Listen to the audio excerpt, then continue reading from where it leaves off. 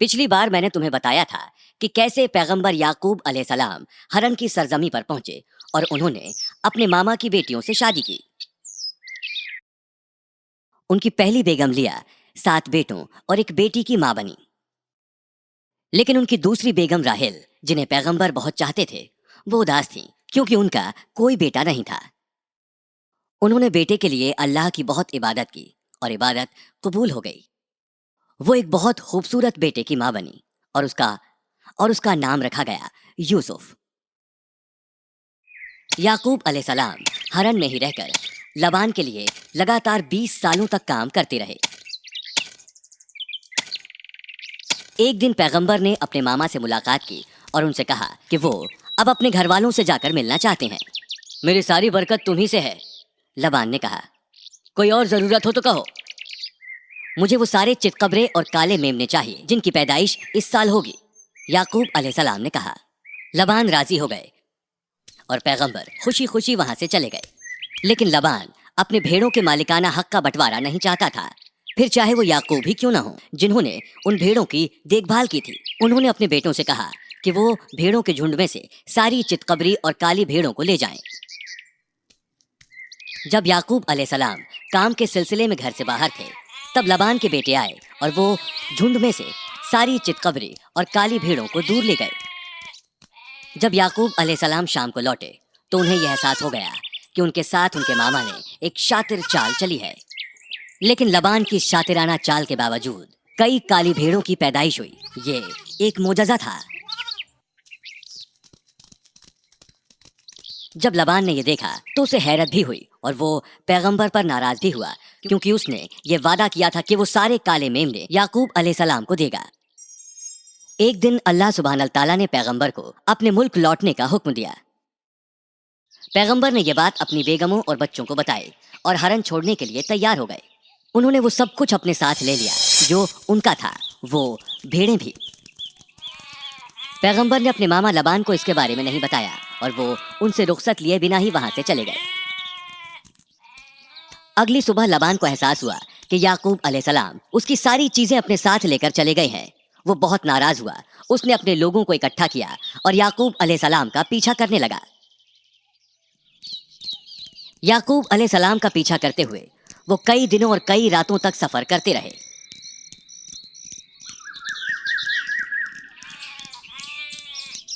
اور آخرکار انہوں نے پیغمبر کو پکڑ لیا۔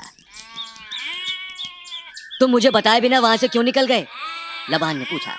اگر تم ہمیں یہ بتا دیتے کہ تم جا رہے ہو تو ہم اس جشن میں ایک دعوت دیتے اور میں اپنی بیٹیوں کو محبت سے رخصت کر پاتا۔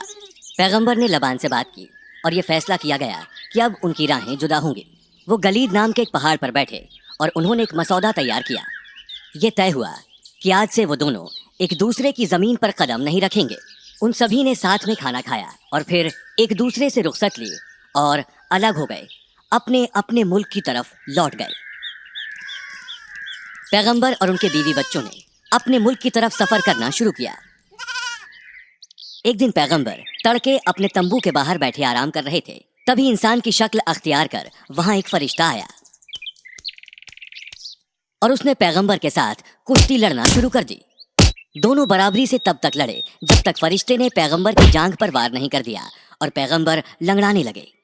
سورج اگنا اب شروع ہو گیا تھا اور فرشتے نے پوچھا، تمہارا نام کیا ہے؟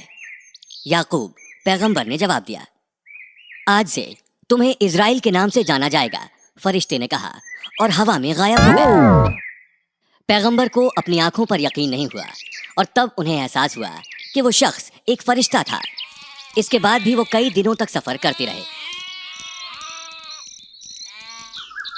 پیغمبر جب سیر کی زمین پر پہنچے، انہوں نے معافی مانگنے کے لیے عیساؤ کو ایک پیغام بھیجا۔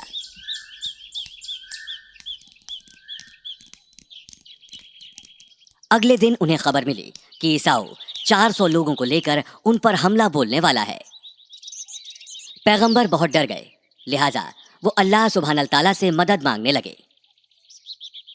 اور اب پیغمبر نے اپنے بھائی کے لیے ایک خوشنما تحفے کا انتظام کیا۔ انہوں نے اپنے نوکروں سے 200 بکریاں، 200 بھیڑیں، 30 اونٹ اور کئی اور جانور اپنے ساتھ لے جانے کو کہا۔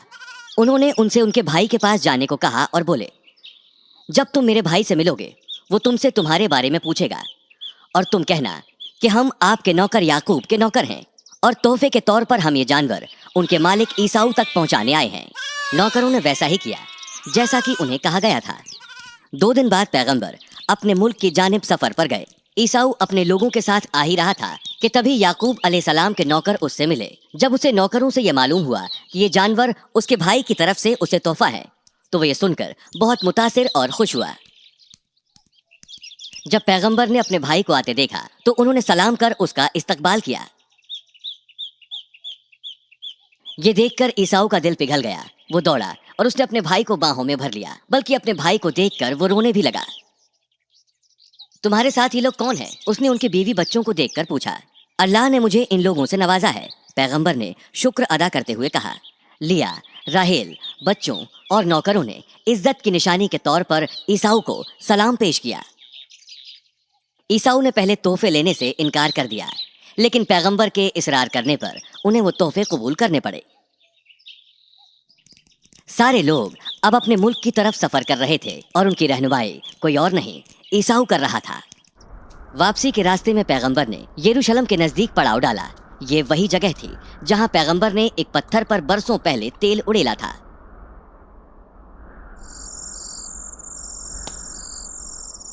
और जैसी कि उन्होंने कसम खाई थी वहां उन्होंने एक मस्जिद तामीर की। फिर पैगंबर हिब्रोन की तरफ गए और वहां अपने वालिद पैगंबर ईशाक अलैहिस्सलाम से मिले। बहुत लंबे वक्त के बाद अपने बेटे को देखकर बुजुर्ग पैगंबर बहुत खुश हुए। कुछ वक्त बाद पैगंबर ईशाक अलैहिस्सलाम का इंतकाल हो गया और तब उनकी उम्र 180 साल थी और उन्हें उनके दादा इब्राहिम अलैहिस्सलाम के बगल में सुपुर्द खाक किया गया। पैगंबर याकूब अलैहिस्सलाम के कुल 12 बेटे थे और यूसुफ उनमें से एक था। वो एक खूबसूरत और दीनी शख्स के तौर पर बड़ा हुआ। पूरा कुनबा मिस्र चला गया और वो वहां 17 साल तक रहे और एक लंबे वक्त तक लोगों को अल्लाह की राह दिखाने के बाद पैगंबर का 147 साल की उम्र में इंतकाल हो गया। माशाअल्लाह।